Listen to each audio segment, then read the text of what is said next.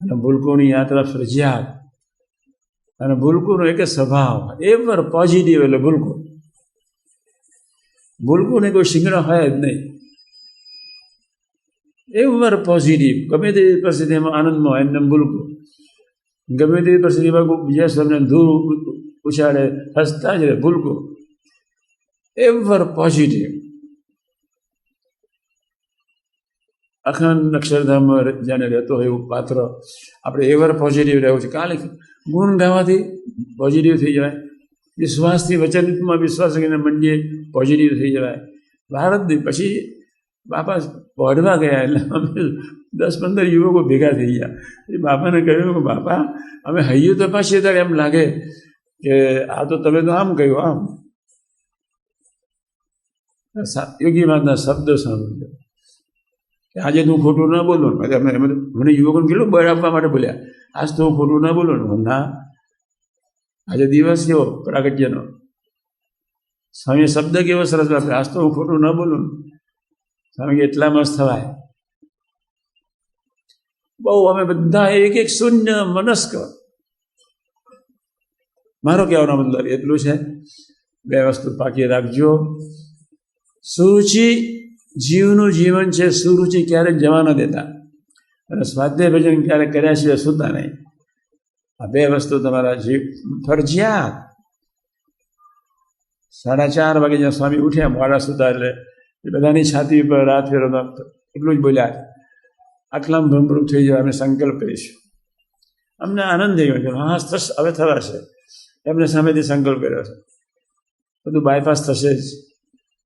અહીં અનંત પ્રકારની ગંદકી હોય, કેમનું અક્ષરરૂપ બનાય? સત્પુરુષની વાણીમાં વિશ્વાસ હોય તો બનાય, બાકી ન બનાય. ભગવાન સ્વામિનારાયણના વચનાત્મા વિશ્વાસ હોય તો બનાય, બાકી ન બનાય. તો આજના શુભ મંગલકારી દિવસે મારા બધાના દર્શન થયા, ખૂબ આનંદ થયો. બધાનો ઉમંગ જોઈને ખૂબ આનંદ.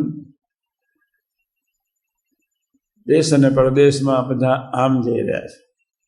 એટલે 2 નિયમ આપી દીધા, હું ભૂલકું જ છું અથવા હું થઈશ જ, હું અક્ષર બ્રહ્મ જ છું અથવા હું થઈશ, એવો એક ધારો વિશ્વાસ, પહેલો નિયમ. અને બીજો નિયમ સ્વાધ્યાય અને ભજન, 2 વસ્તુ બાકી રાખજો. પોતાની જાતને દેહરૂપ માનવું એના જેવો કોઈ પાપ જ નથી. બધા ભૂલકો છીએ, અક્ષરધામના છીએ, હું અક્ષર સ્વરૂપ છું. આ 2 વિચાર 24 કલાકમાં 5-10-20 મિનિટ માટે એક વિચાર સવારના પરમાં પૂજા વખતે લાવો, અને એક વિચાર રાત્રે સૂતી વખતે, સ્વાધ્યાય ભજન રાત્રે સૂતી વખતે રાખો, અને સવારના પરમાં જ્યારે ઠાકોરજી પધરાઈએ સામે પ્રાર્થના કરીને, જય સ્વામિનારાયણ, અક્ષર તું નારાયણનું સ્વરૂપ, હું ભૂલકું જ બનાવજે. તું ભૂલકું થઈને, યોગી મહારાજ ભૂલકું જ થઈ રહેવા ત્યાં, શાસ્ત્રીમાં જ ભૂલકું થઈને કેવો માર ખાધો, ભૂલકું ભૂલકું ભૂલકું. અને આપણે તો અનંતના પટેલ, કેટલી ગરજથી શાસ્ત્રીપાદ યોગી મહારાજ જીવી ગયા. ભયંકર અક્ષર પુરુષોત્તમ સનાતન સંપ્રદાય સ્થાપવા માટે એ બંને પુરુષોની જે ગરજ, બંને ધારણ કરેલી ભયંકર ગરીબાઈ, અને બંને ધારણ કરેલું ભયંકર ગુલામ અવસ્થા, 30-40 વર્ષ તમને હું એક જગ્યાએ લઈ જઈશ, તીર્થોની ધરતી, અમદાવાદની ધરતી, આંબલી પોળ, જ્યાં શાસ્ત્રી મહારાજ 30 વર્ષ રહીને બધા મંદિરોની શરૂઆત કરી. એ મકાન ખાલી 12x30 છે, 12 ફૂટ. આમ પાછળ એમની રૂમ, પછી રસોડું, 2 પાટીઓ બધું મૂકવાનું, આગળ ખુલ્લું ચોક, શેરી, આમલી સ્ટ્રીટ. સોનાની પાલખીમાં ફરે એવા માણસો, સોનાના મહેલમાં રહે એવા માણસો, કેવું કેવું જીવન જીવી જાય. 12 જ, કદાચ 12 બી વધારે કહું છું, આપણે જોઈ આવીએ, દર્શન કરી આવીએ. આંબલીવાળી પોળમાં જ્યાં શાસ્ત્રી મહારાજ 30 વર્ષ કોન્સ્ટન્ટ એન્ડ કન્ટિન્યુઅસ, વચ્ચે પડિયારું, થોડીક જ જગ્યા રહે, બહાર આવે તો 8x10x8 રૂપિયાનું બહારનું ઓટલો ને તરત જ નીચે ઉતરીએ. જય સ્વામિનારાયણ. એક નાનકડા મકાનમાં એ પુરુષો રહ્યા,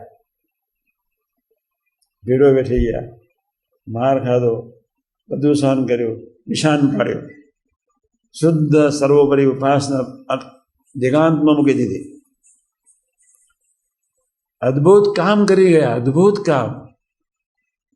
આપણને કહીને ગયા તમે અક્ષર રૂપ છો, તમે અક્ષરધામના છો, માનો એમ એવું કહીને ગયા.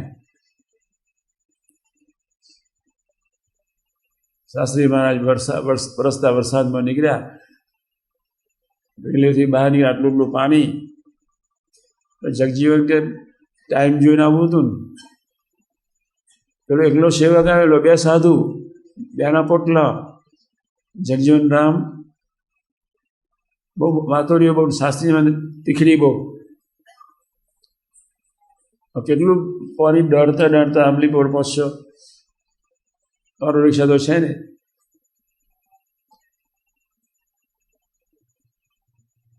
રૂડું જ કરતા હોય, રૂડું જ કરતા હોય.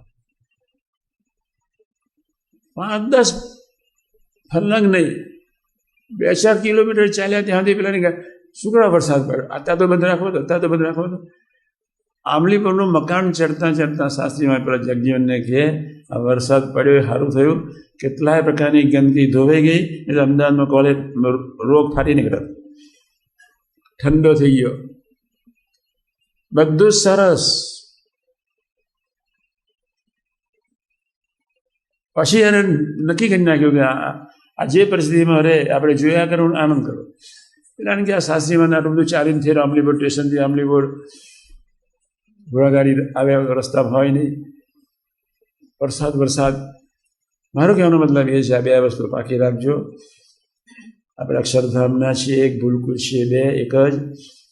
રાત્રે કોઈ પણ ભોગે, સવારે નપાસ થઈ આંખ કાન જીભ મન બુદ્ધિ ચિત્ત અહંકારથી તારે જશને જુદા પાડી સ્વાધ્યાય ભજન કરવાનો એક ખરેખર દિલથી સંકલ્પ કરજો.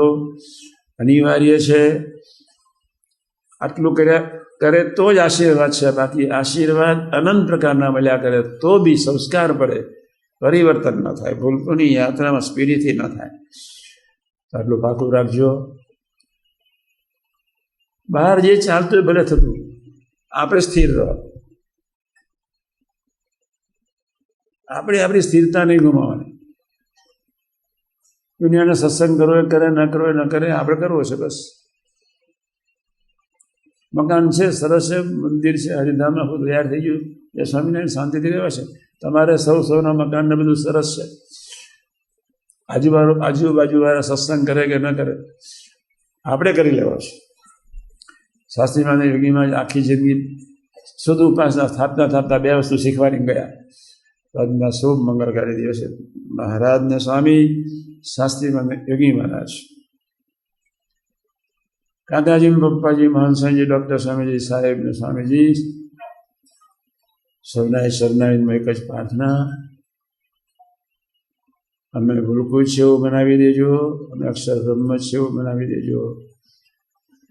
અને સ્વાધ્યાય ભજન કરતા સુતા જ રહીએ, નિષ્ઠા બાકી રાખીને સુતા જ રહીએ. એવું સૌને બળ બુદ્ધિ શક્તિ બાપા આપે, એ જ પ્રાર્થના. સહજાન સ્વામી.